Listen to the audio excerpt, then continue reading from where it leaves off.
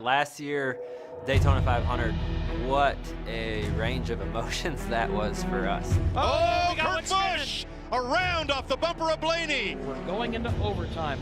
They'll see the green flag and then hopefully the white and then the checker. We come to the restart at a green-white checkered, and I'm on the front row, and I have a legitimate shot right in front of me to go win the Daytona 500. We've made it this far, but we're going for. Going into that restart, I was like, man, this is it. Like, I'm gonna go win this Daytona 500.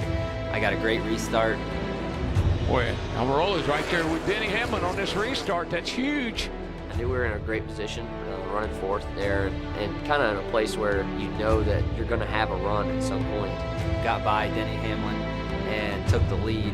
Aric Almirola around Hamlin and to the lead. Orange run in the outside lane with drafting help from Austin Dillon. Was in the lead and felt like at that point, I felt really good. Like I felt like our chances were really high to win the Daytona 500. What a debut with Stewart-Haas Racing this would be for Aric Almirola, but it's far from over yet. We fired off right behind the 3-car, had the 22 on my bumper. And Logano is notorious. He's a great speedway racer. He's notorious for looking like he's going to help you, then leaving you out to dry. So I remember here in the 22 is 2 back, he's 1 back, he's half back, and I was delayed on getting up to block him. And so if you go back and watch it, you see me kind of steer hard to the right and then back left, and I get sideways, almost just wrecked by myself, trying to keep him behind me. But he stayed in line, so thank you, Joey. And he gave me a final shove to the 3, going into turn 1, got hooked up with a 3. You know, we went into turn 1 on the final lap, and on the outside of Denny, and I was like, if he moves up here, it's going to create a great run for Bubba, and he did. He kind of side-ratched me hard, which gave the 43 a run off of turn 2, and when he got to my back bumper, at that point, I'm thinking in my head, okay, my next move's got to be for the win. Yeah, he's just got to keep those two side by side behind him, keep working those lanes. I like the inside lane in the corner, the outside lane on the straightaways. I saw where the 3 was getting ahead of steam and a bigger run than the 11 was, so I moved up to block his run. We made a move, and Aric did a good job trying to block the first one, but we carried so much momentum. Everything happened right there. Boy, this is going to take to the top lane. Going to have to be quick. Going to have to be quick. Almirola up to cover. So I blocked high and then immediately went to go back and protect low. And when he tried to cross over, 3 and the 10 got together, and that like shot the 3 out there. Dillon turns him. Aric Almirola into the wall.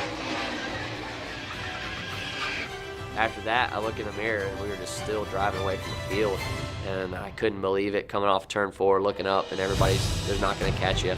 And just that feeling of, wow, we are going to cross the start finish on the Daytona 500. So definitely a special moment.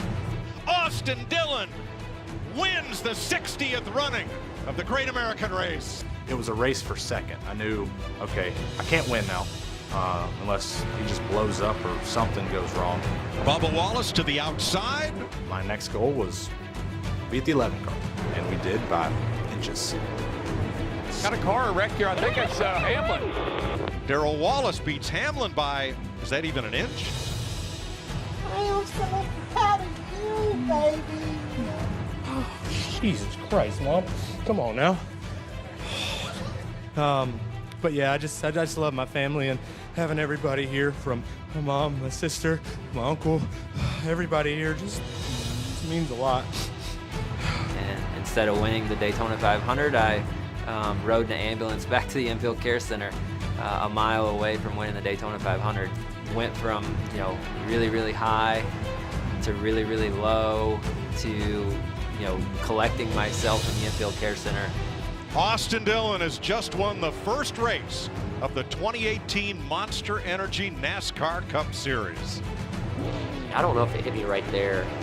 No, it actually did. Not at all. Because I'm like freaking out at that point. Like, I don't believe it. It's like a dream. And I feel like it hit me like days later, kind of, you know, you're in that moment. I was sitting in victory lane. I wish I could just like live in victory lane. It's just a great place to be, especially in Daytona with everything that happens there.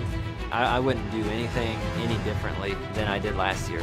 I felt like I did everything I needed to do to try and protect the lead, especially at that time in the race. Like I would have never made that move on lap 10, but the last lap of the race, you bet your bottom dollar I'm going to do everything I can to try and win the Daytona 500. Tell me about that move. Well, Bubba gave me a heck of a push down the backstretch, and I went low, 43 went up, and I just had more momentum when he was trying to block me, and it turned him. So, hate that for him, but it's the Daytona 500. He's going to do the same thing to me in that position. So, man, we just won the Harley J. Earl.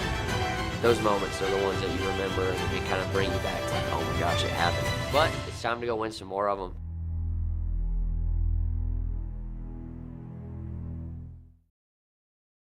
Hey NASCAR fans, thanks for checking out the NBC Sports YouTube channel. Make sure you hit subscribe below for the latest NASCAR news, race highlights, and digital exclusives. Thanks for watching.